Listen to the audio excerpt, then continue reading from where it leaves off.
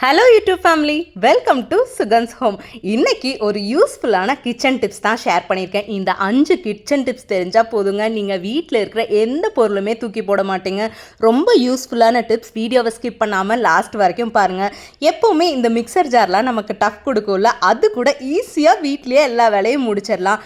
எனக்கு தெரிஞ்ச எல்லா டிப்ஸ் அண்ட் ட்ரிக்ஸையும் ஷேர் பண்ணியிருக்கேன். ஸ்கிப் பண்ணாமல் லாஸ்ட் வரைக்கும் பார்த்தீங்கன்னா தான் உங்களுக்கு கன்ஃபியூஷனே இல்லாமல் புரியும். எப்போவுமே மிக்சர் ஜார் ரொம்ப டைட்டாக இருக்கும்ல, அடிக்கடி ஸ்டக் ஆகிக்கும். அந்த மாதிரி டைமை மிக்சர் ஜாரில் கடைக்கு எடுத்துகிட்டு போய் நமக்கு இருக்கிற அவசரத்தில் இதெல்லாம் ரெடியே பண்ண முடியாது. இந்த மாதிரி டிப்ஸ் ட்ரை பண்ணி பாருங்கள். 4 சொட்டு தேங்காய் எண்ணெயை மிக்சர் ஜார் பிளேடுக்கு அடியில் ஒரு நட்டு இருக்கும், அதில் தடவி விட்டுருங்க.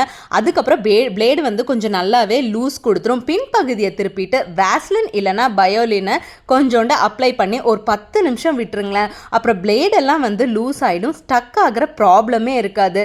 நாளடைவில் பார்த்தீங்கன்னா மிக்சர் ஜாரில் அந்த பிளேடோட ஷார்ப்னஸ் எல்லாமே குறைஞ்சிரும். நம்ம அடிக்கடி புதுசு மாற்றுற மாதிரி இருக்கும். இந்த டிப்ஸை மாதத்துக்கு ஒரு தடவை செஞ்சு வச்சிட்டிங்கன்னா உங்களுக்கு ரொம்பவே யூஸ்ஃபுல்லாக இருக்குங்க. மிக்சர் ஜாரை நல்லா தொடச்சிட்டு கல் உப்பு ஒரு கைப்பிடி அளவு எடுத்துகிட்டு அரைச்சிட்டிங்கன்னா பிளேடெல்லாம் நல்லா ஷார்ப் ஆகிடும். இந்த உப்பை கூட நீங்கள் ரீயூஸ் பண்ணிக்கலாம். கல் உப்பும் சால்ட் உப்பு ஆகிடும், நமக்கு சமையலுக்கும் யூஸ் பண்ணிக்கலாம், பிளேடும் ஷார்ப் ஆகிடும். 2 in 1 எல்லா வேலையுமே முடிஞ்சிருங்க. இந்த வீடியோ உங்களுக்கு பிடிச்சா லைக் பண்ணி மறக்காமல் ஷேர் பண்ணிவிடுங்க.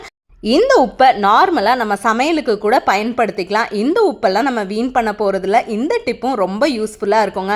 கொத்தமல்லி எல்லாம் இப்போது கிடைக்கிறதே ரொம்ப ரேராக இருக்குது. அதுவும் இந்த நாட்டு மல்லியெல்லாம் ரொம்ப விலையாக இருக்குது, சீக்கிரமாக வாடியும் போயிடுது. இந்த மெத்தடை யூஸ் பண்ணிங்கன்னா மல்லி வாடவே வாடாது. ஃபஸ்ட்டு கட்டெல்லாம் நல்லா பிரிச்சுட்டு அதில் வேண்டாததெல்லாம் எடுத்துருங்க. அதாவது கொஞ்சம் அழுகுனதெல்லாம் இருக்கும்ல, அதெல்லாத்தையும் தனியாக எடுத்துருங்க. சுத்தமாக ஃப்ரெஷ்ஷாக இருக்கிற மல்லியை ஒரு சுத்தமான துணியில் வச்சுட்டு நடுவில் ஒரு ஸ்பூன் வச்சு அதை டைட்டாக கட்டிடுங்க. ஏன் நம்ம நடுவில் ஸ்பூன் வைக்கிறோன்னு தெரியுமா? நார்மலாக சில்வர் டப்பாவில் போட்டு வச்சேன்னா அதோட மாய்ஸ்சர் அப்படியே இருக்கும்னு சொல்லுவாங்க. ஒரு ஸ்பூனை வச்சு கட்டி இதே மாதிரி ஒரு துணியில் சுற்றி ஒரு டப்பாவில் போட்டு வச்சுட்டிங்கன்னா ஒரு வாரம் வரைக்கும் மல்லி எப்படி வாங்கணுமோ அப்படியே இருக்குங்க. ஃப்ரிட்ஜில் நீங்கள் மேலே கவுண்டரில் வச்சுட்டிங்கன்னா போதும், அந்த மல்லி தலை அவ்வளோ ஃப்ரெஷ்ஷாக இருக்குங்க. இந்த டிப்பும் உங்களுக்கு கண்டிப்பாக யூஸ்ஃபுல்லாக இருக்கும். மல்லி இல்லைன்னா ஒரு வேலையுமே இல்லை. கேஸ் கட் அடிக்கடி ரிப்பேர் ஆகுதா? இந்த மாதிரி ட்ரை பண்ணி பாருங்க. கேஸ் கட்டை நல்லா வாஷ் பண்ணிட்டு தண்ணியெல்லாம் இருத்திட்டு ஃப்ரீசருக்குள்ளே போட்டு வச்சிட்டிங்கன்னா 2 வருஷம் ஆனாலும் சரிங்க, உங்கள் கேஸ் கட் வீணே ஆகாது. ரொம்ப சிம்பிள் அண்ட் ஈஸி டிப்ஸுக்கு நம்ம சேனலில் ஃபாலோ பண்ணிக்கோங்க. ஒரு தடவை கேஸ் கட் வாங்குறதுனா எவ்வளோ விலையாகுது? இந்த சின்ன சின்ன டிப்ஸ் அண்ட் ட்ரிக்ஸை தெரிஞ்சுக்கிட்டா இனிமேல் நம்ம நிறைய காஸ்ட் சேவிங்கும் பண்ணிக்கலாம். இப்போ சாப்பிங் போர்டு எல்லாத்து வீட்லேயும் 1க்கு 2ஆக இருக்கும். ஆனால் நிறைய பேர் அதை கட் பண்ணிவிட்டு அதை நல்லா வாஷ் பண்ணாமல் அப்படியே வச்சிடறோம். ஏன்னா நம்மளோட வேலை அவசரத்தில் இதெல்லாம் கவனிக்கவே முடியாதுல்ல.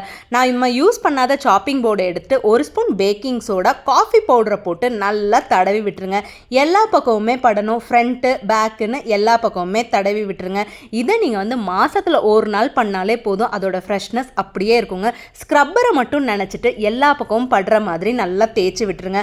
கரையெல்லாம் போய் மொக்க ஸ்மெல்லாம் போய் போர்டு சும்மா பலன்னு ஆயிடுங்க.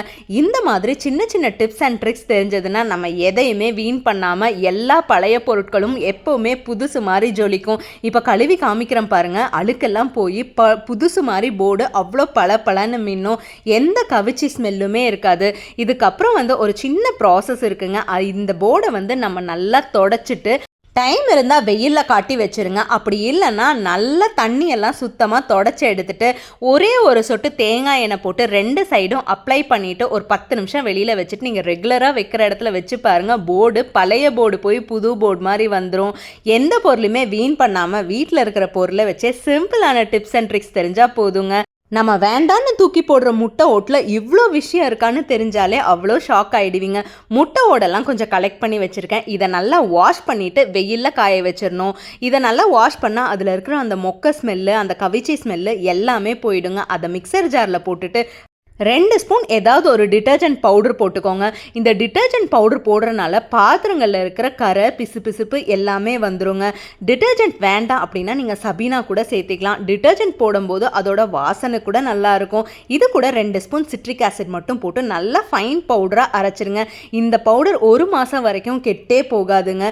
இந்த அரைச்ச பவுடரை ஒரு ஏர் டைட்னிங் டப்பாவில் வந்து போட்டு வச்சுட்டிங்கன்னா அந்த பவுடர் அப்படியே இருக்குங்க. அப்பப்போ எவ்வளோ வேணுமோ இன்ஸ்டண்ட்டாக கொஞ்சோண்டு எடுத்துக்கணும். தண்ணி படாமல் மட்டும் வச்சுட்டா போதுங்க.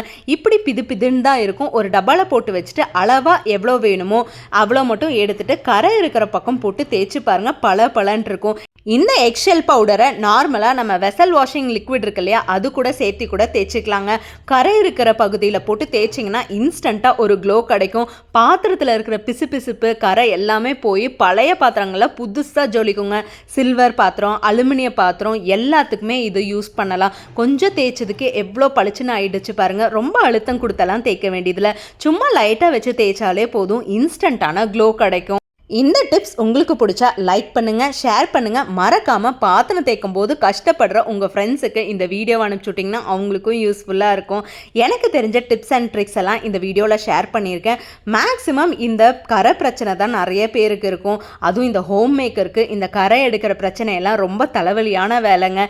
இந்த மாதிரி சிம்பிள் டிப்ஸுக்கு நம்ம சேனலில் ஃபாலோ பண்ணிக்கோங்க. உள்பகுதி வெளிப்பகுதி எல்லாம் தேய்ச்சி பார்த்தீங்கன்னா சும்மா பல பலன் இருக்குங்க. இன்ஸ்டண்ட்டாக புது பாத்திரம் வாங்கின மாதிரி அவ்வளோ ஜொலிக்கும். நான் எதையுமே கட் பண்ணாமல் அப்படியே இந்த வீடியோவை ஷேர் பண்ணியிருக்கேன். இனிமேல் முட்டை ஓடெல்லாம் தூக்கி போடாதீங்க, அதை வச்சு ரீயூஸ் பண்ணுங்க. இதுக்கு மட்டும் இல்லைங்க, குக்கரில் நிறையா அடி பிடிச்சிருக்கும். உள்பகுதி வெளிப்பகுதின்னு எல்லா பகுதியிலுமே கருப்பு கருப்பாக இருக்கும். அது தேய்க்கிறதே ரொம்ப கஷ்டமாக இருக்குங்க. கொஞ்சோண்டு போட்டு நல்லா எல்லா பக்கமும் படுற மாதிரி நல்லா தேய்ச்சி விட்டிங்கன்னா போதுங்க. இன்ஸ்டண்ட்டாக எல்லா கரையுமே எடுத்துட்டு நல்லா பளபளன்னு பளிச்சுன்னு ஆகிடும். நீங்கள் தண்ணி படாமல் மட்டும் இந்த பவுடரை வச்சுட்டா போதுங்க. நம்ம ஒரு 10 நிமிஷம் மட்டும் டைம் எடுத்து இந்த வேலையை பண்ணோம் அப்படின்னா வீட்டில் இருக்கிற பாத்திரங்கள்லாம் எப்போவுமே பளபளன்னு ஜொலிக்கும். எந்த ஜெர்ம்ஸும் இல்லாமல், பாத்திரங்கள் பிசு பிசுப்பு இல்லாமல் சூப்பராக இருக்குங்க. வாங்கும் போது எப்படி இருந்ததோ அதே பளபளப்பும் ஜொலிப்பும் திரும்ப கிடைக்கும். தேங்க்ஸ் ஃபார் வாட்சிங்.